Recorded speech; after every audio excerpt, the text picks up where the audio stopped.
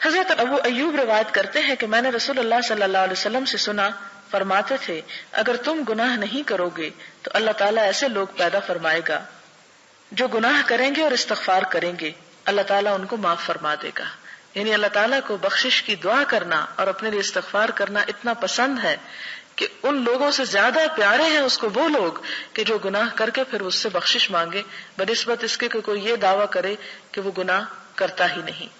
اور اسی طرح ایک اور حدیث میں حضرت ابو ہریرہ بیان کرتے ہیں کہ رسول اللہ صلی اللہ علیہ وسلم نے فرمایا، اس ذات کی قسم جس کے ہاتھ میں میری جان ہے، اگر تم گناہ نہیں کرو گے تو اللہ تعالیٰ تم کو لے جائے گا، تمہاری جگہ ان لوگوں کو لائے گا جو گناہ کریں گے پھر بخشش مانگیں گے، بس اللہ تعالیٰ ان کو معاف فرما دے گا.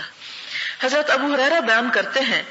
یعنی اس حدیث کا یہ مطلب نہیں کہ انسان سوچے اچھا پھر میں کون سا گناہ کروں اور میرے لیے تو کھلی چھٹی ہو گئی ہے کہ جو چاہوں کروں. یہ نہیں، انسان کو اللہ تعالیٰ کے حضور ڈرتے ہوئے ہی، یعنی جب آپ باب الرجا پڑھیں تو پیچھے سے باب الخوف بھی پڑھ لیں کہ اللہ تعالیٰ جہاں بہت رحمت کرنے والے ہیں وہاں بہت شدید بھی ہیں. اور خاص طور پر گناہ کرتے وقت انسان کو یہ ضرور سوچ لینا چاہیے کہ جو گناہ میں کرنے جا رہا ہوں کتنی بڑی ہستی کی شان میں گستاخی ہے. کیونکہ انسان کو یہ نہیں دیکھنا چاہیے کہ گناہ کتنا چھوٹا ہے یا کتنا بڑا ہے، یہ دیکھنا چاہیے کہ جس رب کی نافرمانی ہو رہی ہے وہ رب کتنا عظیم ہے. اور آپ دیکھیں کہ جب آپ کی بات نہیں مانی جاتی، جیسے آپ کے بچے ہی ہوں یا آپ کے دوست احباب ہوں یا آپ کے شوہر ہی کیوں نہ ہو یا کوئی بھی، تو آپ کی فیلنگ یا آپ کے احساسات کیا ہوتے ہیں؟ تو اللہ تعالیٰ تو اپنے بندوں سے 70 ماؤں سے بڑھ کے پیار کرنے والا ہے. تو جب بندہ جان بوجھ کے گناہ کرتا ہے تو اللہ تعالیٰ کو بھی اس سے تکلیف پہنچتی ہے. اور پھر اگلی حدیث ہے، حضرت ابو ہریرہ بیان کرتے ہیں کہ ہم ایک جماعت حضور صلی اللہ علیہ وسلم کے ساتھ بیٹھے ہوئے تھے، ہمارے ساتھ حضرت ابو بکر، حضرت عمر بھی تھے. رسول اللہ صلی اللہ علیہ وسلم ہمارے درمیان سے اٹھے اور آپ کو ہم پر واپس تشریف لانے میں دیر ہو گئی. ہمیں خطرہ لاحق ہو گیا کہ کہیں ہماری غیر حاضری میں آپ کو قتل نہ کر دیا جائے. اس خیال سے ہم گھبرا کر کھڑے ہو گئے اور میں سب سے پہلے گھبرا کر اٹھا. چنانچہ میں حضور صلی اللہ علیہ وسلم کی تلاش میں نکلا یہاں تک کہ میں انصار کے باغ کے پاس پہنچا. راوی بیان کرتے ہیں کہ حضرت ابو ہریرہ نے لمبی حدیث بیان فرماتے ہوئے کہا کہ رسول اللہ صلی اللہ علیہ وسلم نے فرمایا، اے ابو ہریرہ جاؤ اور اس باغ کے پیچھے جس شخص کو ملو اس کو جنت کی بشارت دے دو، بشرطے کہ وہ اس بات کی گواہی دیتا ہو کہ اللہ کے سوا کوئی معبود نہیں،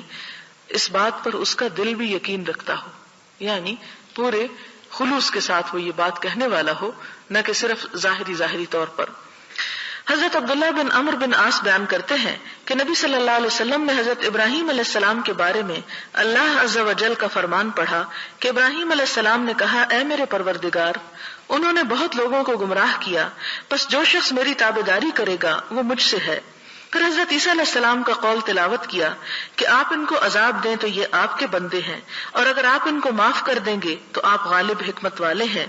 بس آپ نے اپنے ہاتھوں کو اٹھایا اور دعا کی، اے اللہ پاک میری امت کو معاف کر دیجئے، اور آپ رونے لگ گئے. اللہ عز و جل نے فرمایا، اے جبریل علیہ السلام محمد صلی اللہ علیہ وسلم کے پاس جاؤ اور ان سے پوچھو کہ آپ کس لیے رو رہے ہیں، حالانکہ اللہ تعالیٰ خود خوب جانتا ہے. بس آپ کے پاس جبریل علیہ السلام آئے،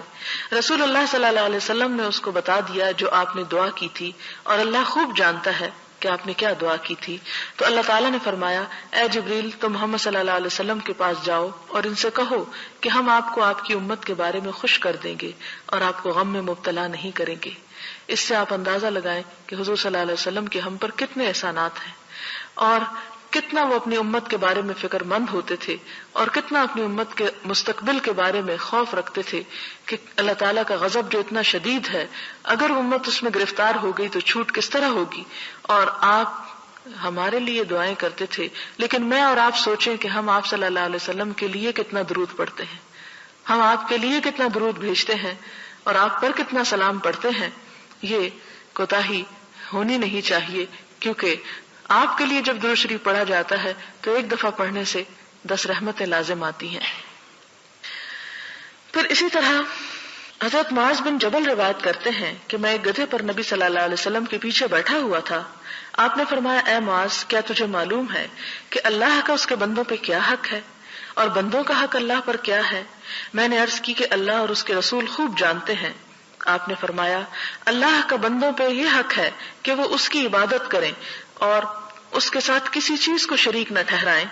اور بندوں کا حق اللہ پر یہ ہے کہ اللہ پاک اس انسان کو عذاب میں مبتلا نہیں کرے گا جو اس کے ساتھ کسی کو شریک نہ ٹھہرائے گا۔ میں نے عرض کیا یا رسول اللہ صلی اللہ علیہ وسلم، کیا میں لوگوں کو اس کی خوشخبری نہ دے دوں؟ آپ نے فرمایا خوشخبری نہ دو، اس لیے کہ لوگ اس پر بھروسہ کر بیٹھیں گے اور عمل چھوڑ دیں گے،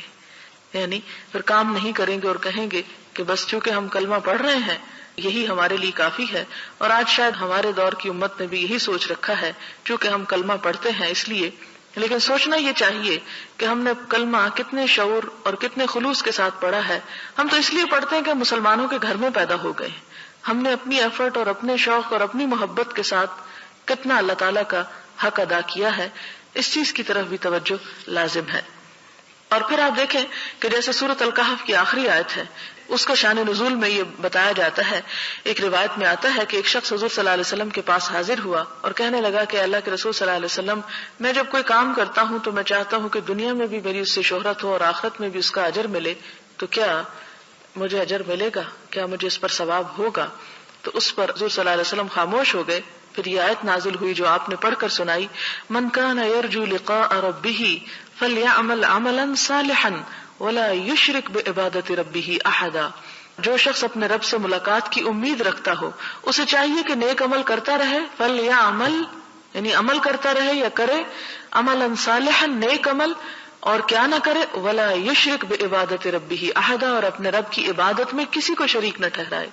اور رب کی عبادت میں یعنی جو بھی عبادت یعنی جو بھی اطاعت اور جو بھی نیکی کا کام انسان اللہ کی خوشی کے لیے کرے، پھر اس میں کسی اور کی خوشی کی پرواہ نہ کرے یا اس کو شامل نہ کرے۔ اگلی حدیث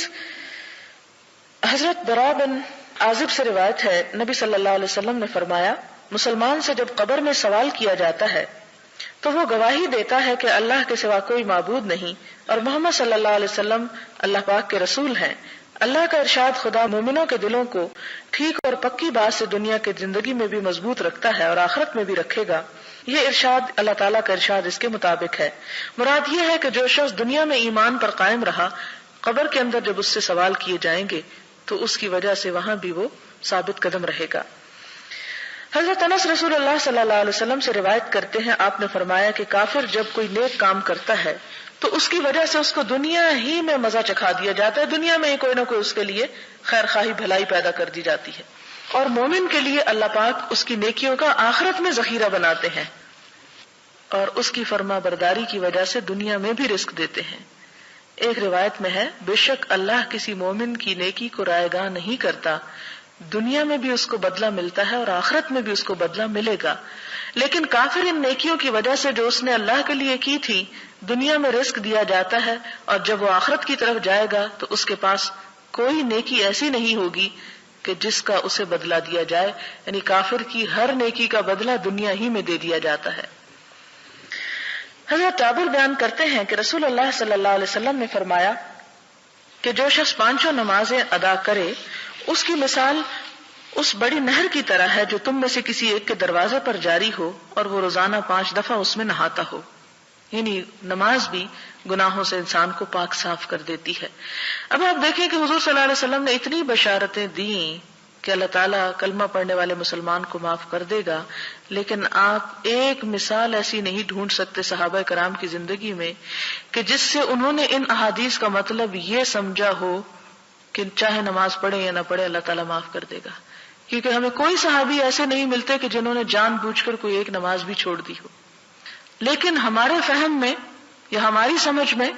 غلطی ہو گئی،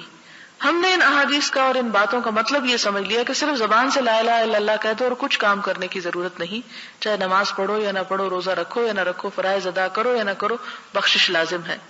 یہ ان احادیث کا مطلب نہیں۔ اگر یہ ان کا مطلب ہوتا تو کیا صحابہ کرام کو سمجھ نہیں آئی تھی اور وہ عمل نہ کرتے؟ وہ بھی صرف اس پہ توکل کر کے بیٹھ جاتے، چونکہ کلمہ اب پڑھ لیا اب اور تو کچھ کرنے کی ضرورت نہیں۔ یہی وجہ تھی کہ صحابہ کرام میں سے ایک سے بڑھ کر نیکیوں میں آگے بڑھنے کی کوشش میں تھا،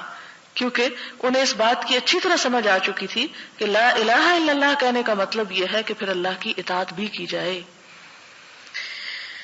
پھر اسی طرح آپ صلی اللہ علیہ وسلم بیان کرتے ہیں کہ جو مسلمان مر جاتا ہے اور اس کے جنازے میں 40 آدمی شریک ہوتے ہیں جو اللہ کے ساتھ کسی کو شریک نہ بناتے ہوں،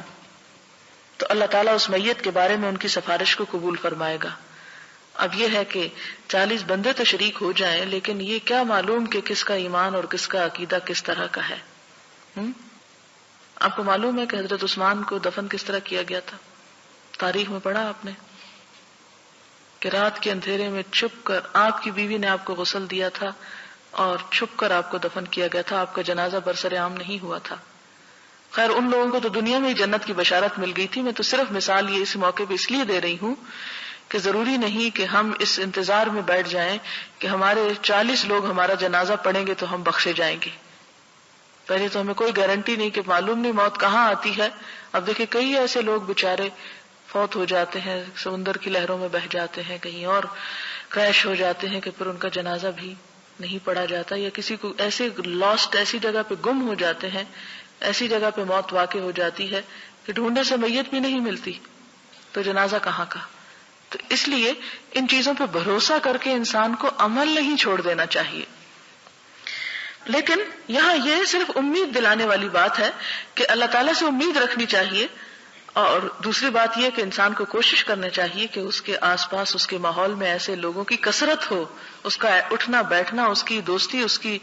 تعلق ایسے لوگوں کے ساتھ ہو کہ جو اللہ تعالیٰ کے ساتھ شرک نہ کرنے والے ہوں اور نیکی پر قائم رہنے والے ہوں، کیونکہ عموماً جنازہ تو پھر وہی پڑھتے ہیں جو کسی کے ساتھ کوئی تعلق رکھتے ہیں۔ ہمارے ہاں تو یہ ہے کہ اگر سڑک پہ جاتے ہوئے دیکھ بھی رہے ہوں کہ کوئی جنازہ پڑھا جاتا ہے تو اس لیے لوگ آگے نہیں بڑھتے کہ وہ ہمارا کیا لگتا ہے، تو صرف وہ تعلق اور رشتہ داری یا کسی دوستی یا کسی محبت کی بنیاد پر۔ تو اس لیے انسان کی تعلق اگر دوستی ایسے لوگوں کے ساتھ ہے جو دنیا سے جانے کے بعد بھی انہیں دعائیں میں شریک رکھیں اور ان کے جنازے میں ان کی خلوص کے ساتھ مانگیں۔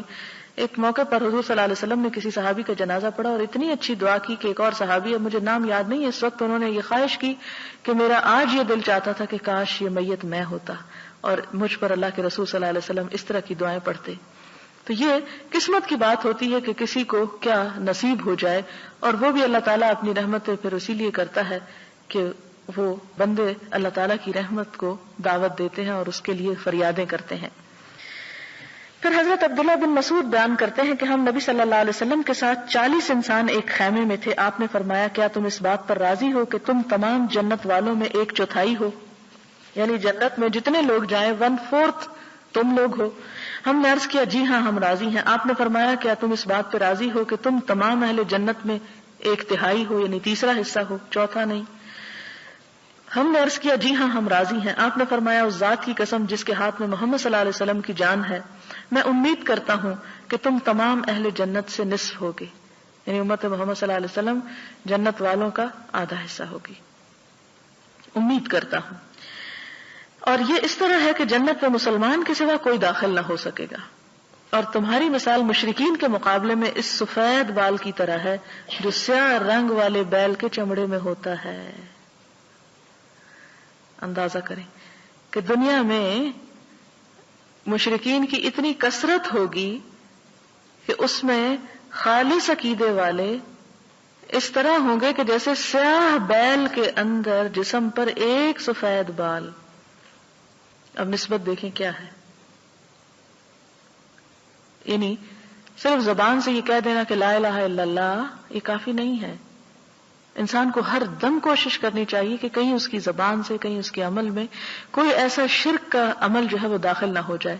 آپ دیکھیں کہ ایک شخص حضور صلی اللہ علیہ وسلم کے پاس آتا ہے اور کہتا ہے کہ جو اللہ چاہے اور جو آپ چاہیں۔ آپ صلی اللہ علیہ وسلم کا چہرہ بدل جاتا ہے اور آپ فرماتے ہیں اجعلتنی للہ ندن، کیا تم نے مجھے اللہ کا شریک بنا دیا؟ نہیں، یوں کہو کہ جو اللہ چاہے اور بس، مجھے ساتھ شریک نہ کرو۔ اور پھر اسی طرح ایک اور جگہ پر آتا ہے اس طرح کہنا بھی شرک میں شامل ہو جاتا ہے کہ اگر کتا نہ ہوتا تو میرے گھر میں چور داخل ہو جاتے، یعنی اس قسم کے کلام میں اس طرح کی شرکیہ باتیں جو ہیں ان سے بھی منع کیا گیا۔ اور اسی طرح نماز روزہ جو بھی نیکی انسان کرے صرف خدا کی رضا کے لیے کرے، اس لیے نہ کرے کہ لوگوں کے درمیان اس کو نیکی کی شہرت حاصل ہو۔ تو یہاں پر آپ دیکھیں کہ آپ نے فرمایا، یہ دوبارہ آپ دیکھیں تاکہ اچھی طرح سمجھ میں آئے کہ تمہاری مثال مشرکین کے مقابلے میں، یعنی جنت میں جانے والے اہل ایمان کی مثال مشرکین کے مقابلے میں اس سفید بال کی طرح ہے جو سیاہ رنگ والے بیل کے چمڑے میں ہوتا ہے۔ چمڑا یعنی اسکن کے اوپر جتنے بال اگے ہوتے ہیں ان میں سے ایک سفید بال کی طرح، یا اس سیاہ بال کی طرح جو سرخ رنگ کے بیل کے چمڑے میں ہوتا ہے۔ یعنی باقی سارے کا سارا بال سرخ ہے، ایک بال سیاہ ہے، یا باقی سارے کا سارا سیاہ ہے اور ایک بال سفید ہے۔ حضرت ابو موسیٰ اشعری بیان کرتے ہیں کہ رسول اللہ صلی اللہ علیہ وسلم نے فرمایا جب قیامت کا دن ہوگا تو اللہ تعالیٰ ہر مسلمان کو ایک یہودی یا عیسائی دے کر فرمائے گا کہ دوزخ سے تیرا نجات حاصل کرنا اس کے بدلے میں ہے۔ ایک روایت میں نبی صلی اللہ علیہ وسلم نے فرمایا کہ مسلمان قیامت کے دن پہاڑوں جیسے گناہوں کو لے کر آئیں گے لیکن اللہ تعالیٰ ان کو معاف کر دے گا، یعنی ان کے ایمان کی وجہ سے اور ان کی توحید کی وجہ سے۔ اور پھر یہ کہ یہ دفع الی کل مسلم، اس کا مطلب حضرت ابو ہریرہ کی حدیث سے واضح ہو رہا ہے کہ ہر آدمی کے لیے ایک مقام جنت میں ہے اور ایک جہنم میں۔ پس ایماندار انسان جب جنت میں داخل ہو جائے گا تو کافر اس کی جگہ دوزخ میں جائے گا۔ وہ حدیث آپ کو یاد ہوگی کہ حضور صلی اللہ علیہ وسلم نے فرمایا کہ جب بندہ قبر میں ہوتا ہے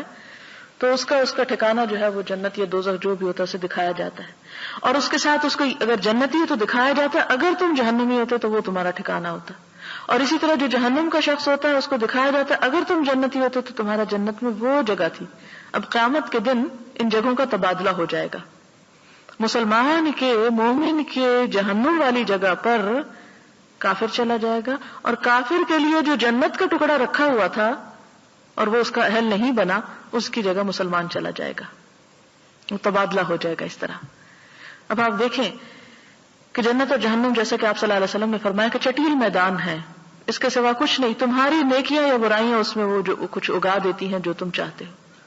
یعنی جیسے تم عمل کرو گے ویسے ہی وہ۔ اب دیکھیں کہ جیسے مثال کے طور پر اگر کسی شخص کے پاس کسی ایسی جگہ پر زمین کا ٹکڑا ہو جو بہت ہی زرخیز ہو لیکن وہ اس میں کچھ نہیں اگاتا، تو آپ دیکھیں گے کہ اگا ہوا تو اس میں پھر بھی بہت کچھ ہوتا ہے قدرتی بارشوں کی وجہ سے، لیکن جھاڑ جھنکاڑ کانٹے خضرو پودے بیکار قسم کے اگاتے ہیں۔ اور اسی کے مقابلے میں ایک دوسرا شخص اسی لینڈ کے اوپر جب محنت کرتا ہے کوشش کرتا ہے تو بہترین پھلدار درخت حاصل کرتا ہے جس سے اسے بہت فائدہ حاصل ہوتا ہے۔ تو بالکل اسی طرح اگر انسان کے لیے وہ جگہ ریزرو ہو بھی چکی ہے لیکن جب تک خود تعمیر نہیں کریں گے، خود اس پر پودے نہیں لگائیں گے، خود محنت نہیں کریں گے تو خود سے خود اس سے جو اگے گا وہ تو پھر کڑوے کانٹے ہی ہوں گے۔ اسی طرح اگلی حدیث ہے حضرت ابن عمر سے، حضور صلی اللہ علیہ وسلم نے فرمایا کہ مومن قیامت کے دن اپنے پروردگار سے قریب ہوگا یہاں تک کہ اللہ تعالیٰ اپنی رحمت کے پہلو کو اس پر رکھیں گے اور اس سے اس کے گناہوں کا اقرار کرائیں گے۔ بس اللہ تعالیٰ فرمائے گا کیا تم اپنے فلاں گناہ کو پہچانتے ہو؟ وہ کہے گا اے پروردگار میں پہچانتا ہوں۔ اللہ فرمائے گا تیرے ان گناہوں پر دنیا میں پردہ ڈالا میں نے اور آج بھی میں تیرے ان گناہوں کو معاف کرتا ہوں۔ بس اس کو اس کی نیکیوں کا اعمال نامہ دے دیا جائے گا۔ کتنا رحیم ہے رب کہ دنیا میں بھی انسان کیا کچھ خطائیں نہیں کرتا لیکن اللہ تعالیٰ انہیں لوگوں کی نگاہوں سے چھپائے رکھتا ہے۔ فرمایا کہ دیکھو دنیا میں بھی چھپایا تھا، آج بھی چھپاتا ہوں اور تجھے معاف کر دیتا ہوں۔ حضرت عبداللہ بن مسعود بیان کرتے ہیں کہ ایک آدمی نے ایک عورت کا بوسہ لے لیا، پھر وہ نبی صلی اللہ علیہ وسلم کے پاس گیا اور آپ کو بتایا اللہ تعالیٰ نے یہ آیتیں نازل فرما دی اور دن کے دونوں سروں یعنی صبح اور شام کے اوقات میں اور رات کی چند پہلی ساعات میں نماز پڑھا کرو، کچھ شک نہیں کہ نیکیاں گناہوں کو دور کر دیتی ہیں۔ یہ سن کر اس آدمی نے کہا یا رسول اللہ کیا صرف میرے لیے حکم ہے؟ آپ نے فرمایا میری تمام امت کے لیے، کہ اگر اتنا بڑا گناہ بھی ہو جائے کسی سے تو اللہ تعالیٰ اس کو معاف کر دیتے ہیں بشرطے کہ وہ اس گناہ پر اصرار نہ کرے اور اس لیے وہ گناہ نہ کرتا چلا جائے کہ معافی تو ہو ہی جائے گی، کوئی فرق نہیں۔ جان بوجھ کے گناہ کرنا اور ہے، مومن سے خطا ہو جاتی ہے، وہ کرتا نہیں، وہ ڈھیٹ بن کر اللہ تعالیٰ کو ناراض نہیں کرتا۔ حضرت انس بیان کرتے ہیں کہ ایک آدمی نبی صلی اللہ علیہ وسلم کی خدمت میں حاضر ہو کر کہنے لگا یا رسول اللہ میں حد کے کام کو پہنچا ہوں، یعنی مجھ سے جرم ہوا ہے کہ مجھ پہ حد جاری ہو،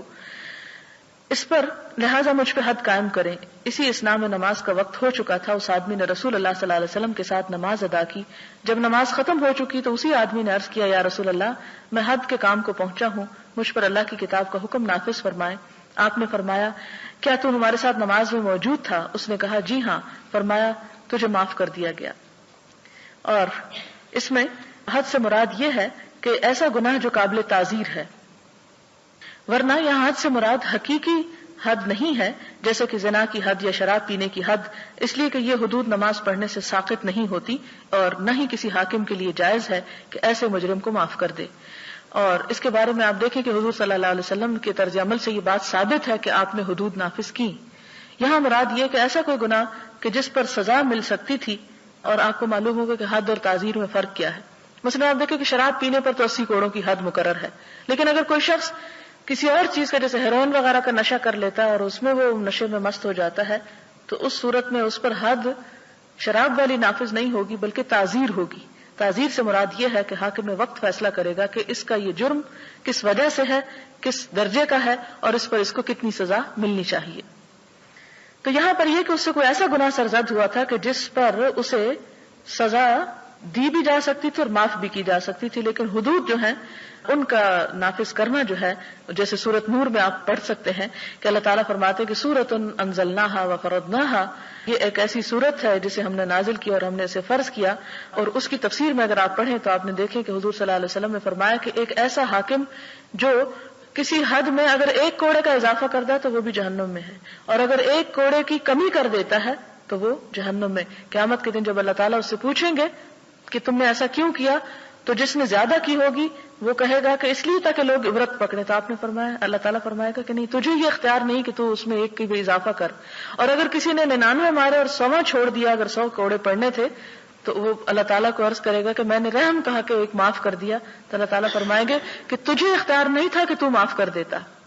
لہٰذا اللہ تعالیٰ کی حدود کو جہاں تک نافذ کرنے کا تعلق ہے وہ تو نافذ ہوں گی ہی، لیکن یہاں حد کا لفظ اپنے ٹیکنیکل ٹرم میں نہیں آیا بلکہ عام معنی میں آیا کہ اللہ کے رسول صلی اللہ علیہ وسلم مجھ سے کوئی گناہ ہو گیا، آپ مجھے سزا دیں تاکہ میرا گناہ دھل جائے. تو اس سے آپ اندازہ لگائیں کہ صحابہ کرام جان بوجھ کے گناہ نہیں کرتے تھے، اگر ہو بھی جاتا تو پھر فوراً آ جاتے اللہ کے رسول صلی اللہ علیہ وسلم کے پاس کہ دنیا میں ابھی سزا مل جائے. اس سے یہ پتہ چلتا ہے کہ اس کا یہ مطلب نہیں کہ انسان اس امید پر ٹھنڈے دل سے گناہ کرے کہ کیونکہ معاف ہونا ہے اس لیے میں گناہ کر لوں پھر معافی مانگ لیں گے. جیسے کہ وہ حضرت یوسف علیہ السلام کے بھائیوں نے کہا تھا کہ تم کیا کرو،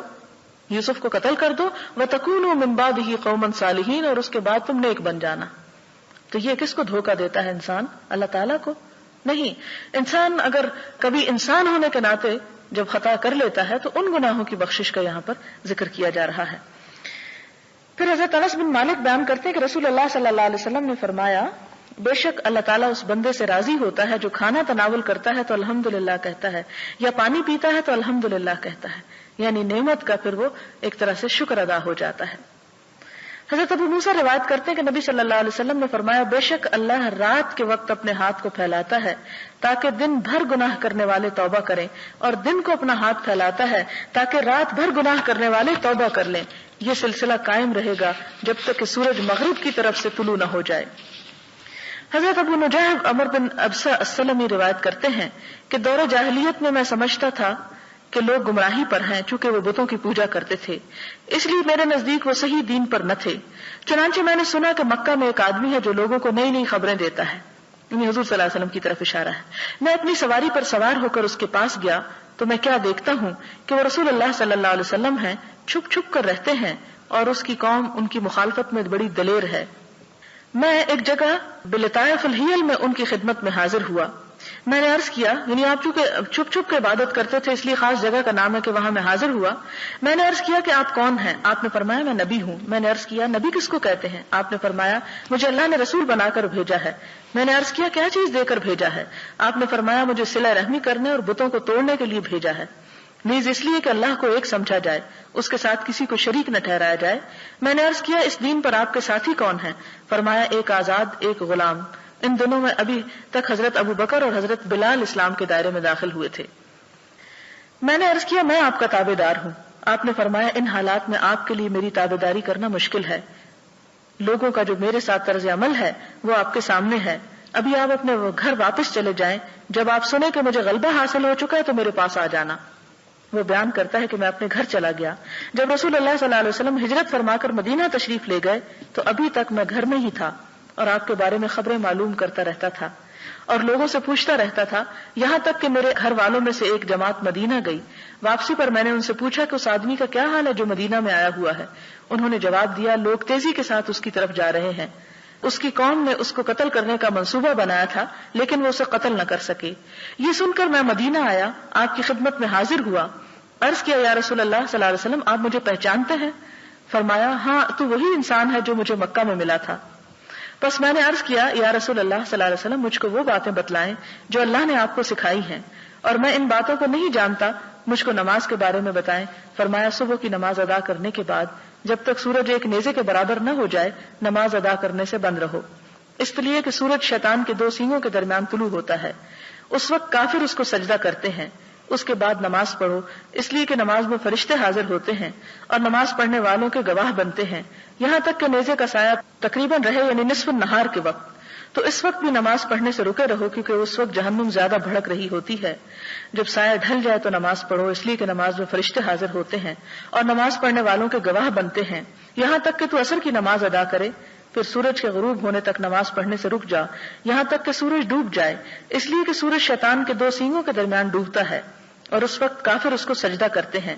راوی نے بیان کیا، میں نے عرض کیا اے اللہ کے نبی صلی اللہ علیہ وسلم مجھے وضو کے بارے میں کچھ بتائیں۔ فرمایا تم میں سے جو آدمی وضو کا پانی قریب کرتا ہے، کلی کرتا ہے، ناک میں پانی ڈالتا ہے، ناک صاف کرتا ہے تو اس کے چہرے، منہ، ناک کے گناہ گر جاتے ہیں۔ پھر جب چہرہ دھوتا ہے جس طرح اللہ نے حکم دیا تو چہرے کے گناہ داڑھی کے کناروں سے پانی کے گرنے کے ساتھ گر جاتے ہیں۔ پھر اپنے دونوں ہاتھوں کو کوہنیوں تک دھوتا ہے تو اس کے دونوں ہاتھوں کے گناہ اس کی انگلیوں سے پانی کے ساتھ گر جاتے ہیں۔ پھر اپنے سر کا مسح کرتا ہے تو اس کے سر کے گناہ اس کے بالوں کے کناروں سے پانی کے ساتھ گر جاتے ہیں۔ پھر اپنے دونوں پاؤں کو ٹخنوں تک دھوتا ہے تو اس کے دونوں پاؤں کے گناہ اس کی انگلیوں سے پانی کے ساتھ نکل جاتے ہیں۔ بس جب وہ نماز پڑھنے کے لیے کھڑا ہوتا ہے اللہ تعالیٰ کی حمد و ثنا کرتا ہے اور اس کی بزرگی بیان کرتا ہے جس طرح کہ اس کی شان کے لائق ہے، اور اپنے دل کو اللہ کی طرف متوجہ کرتا ہے، یعنی خشوع سے نماز پڑھتا ہے، تو وہ اپنے گناہوں سے اس طرح باہر نکل آتا ہے جیسا کہ وہ ماں کے پیٹ سے پیدا ہونے کے دن تھا۔ یعنی یہ عبادات جو ہیں یہ بھی انسان کے گناہوں کو دھونے کا سبب بنتی ہیں۔ عمر بن ابسہ نے جب یہ حدیث ابو امامہ رسول اللہ صلی اللہ علیہ وسلم کے صحابی سے بیان کی تو ابو امامہ نے کہا اے عمر بن ابسہ خیال کر، ایک ہی وقت میں تو اتنی باتوں کو بیان کر رہا ہے کہ آدمی کے اتنے اتنے گناہ دور ہو جائیں گے۔ عمر نے کہا اے ابو امامہ میں بوڑھا ہو چکا ہوں اور میری ہڈیاں کمزور ہو گئیں، میری موت کا وقت قریب آ چکا اور مجھے کچھ حاجت نہیں کہ میں اللہ اور اس کے رسول پر جھوٹ بولوں، یعنی میں تمہیں کوئی غلط حدیث نہیں سنا رہا۔ اگر میں نے اس حدیث کو رسول اللہ صلی اللہ علیہ وسلم سے ایک بار یا دو بار یا تین بار یہاں تک کہ 7 بار نہ سنا ہوتا تو میں اس حدیث کو کبھی بیان نہ کرتا، لیکن میں نے آپ سے یہ حدیث اس سے بھی زیادہ بار سنی ہے، اس لیے میں تمہیں سنا رہا ہوں کہ اس طرح انسان کے گناہ معاف ہوتے ہیں۔ اور پھر اگلی حدیث ہے، حضرت ابو موسیٰ اشعری سے روایت ہے، کہتے ہیں کہ آپ صلی اللہ علیہ وسلم نے فرمایا جب اللہ تعالیٰ کسی امت پر رحمت کرنے کا ارادہ فرماتے ہیں تو امت سے پہلے ان کے نبی کی روح کو قبض فرما لیتے ہیں، پس نبی کو ان کے لیے بحیثیت منتظم ان سے پہلے بھیج دیتے ہیں، اور جب کسی امت کی بربادی کا ارادہ کرتے ہیں تو نبی کی زندگی ہی میں ان کو عذاب میں مبتلا کرتے ہیں، اور نبی زندہ ہوتا ہے، ان کی تباہی اور بربادی کو دیکھ رہا ہوتا ہے، اور ان کی تباہی سے اس کی آنکھوں کو ٹھنڈک نصیب ہوتی ہے، اس لیے کہ یہ لوگ نبی کو جھٹلاتے رہے اور اس کے حکم کی نافرمانی کرتے رہے۔ اگلا باب جو ہے یہ امید کے بارے میں ہے، اور پھر اس سے اگلا جو ہے خوف اور امید دونوں کو ایک ساتھ رکھنے کا بیان ہے، اور یہیں سے پتہ چلتا ہے کہ دین اعتدال کا دین ہے، ایک بیلنس دین ہے، اس میں ایسا نہیں کہ انسان خوف سے مایوس ہو جائے یا امید سے پھر بے پرواہ ہو جائے اور ہر غلط کام کرے، بلکہ اصل ایمان جو ہے خوف اور امید دونوں کے درمیان ہے۔ وآخر دعوانا ان الحمد للہ رب العالمین۔